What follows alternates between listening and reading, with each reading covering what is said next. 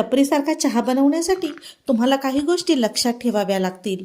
पाणी योग्य प्रमाणात, चहा पावडर आणि दूध यांचे प्रमाण, तसेच मसाले योग्य प्रकारे वापरल्यास टपरीसारखा चहा घरच्या घरी बनवता येईल. टपरीसारखा चहा बनवण्यासाठी टिप्स. टपरीवरचा चहा बनवण्यासाठी पाणी आणि दूध यांचे प्रमाण योग्य असायला हवे.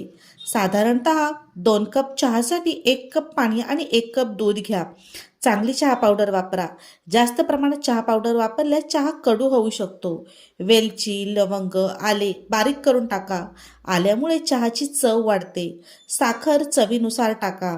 पाणी उकळल्यावर त्यात चहा पावडर आणि मसाले टाका. 2 ते 3 मिनिटं उकळू द्या.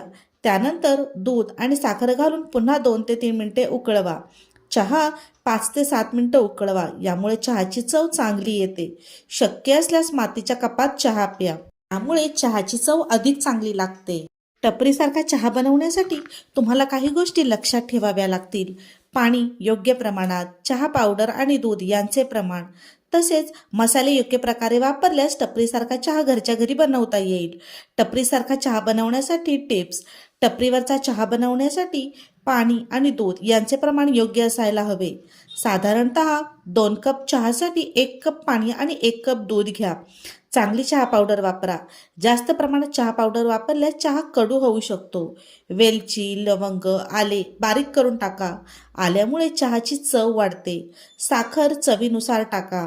पाणी उकळल्यावर त्यात चहा पावडर आणि मसाले टाका. 2 ते 3 मिनिटं उकळू द्या. त्यानंतर दूध आणि साखर घालून पुन्हा 2 ते 3 मिनिटे उकळवा. चहा 5 ते 7 मिनिटं उकळवा. यामुळे चहाची चव चांगली येते. शक्य असल्यास मातीच्या कपात चहा प्या. यामुळे चहाची चव अधिक चांगली लागते.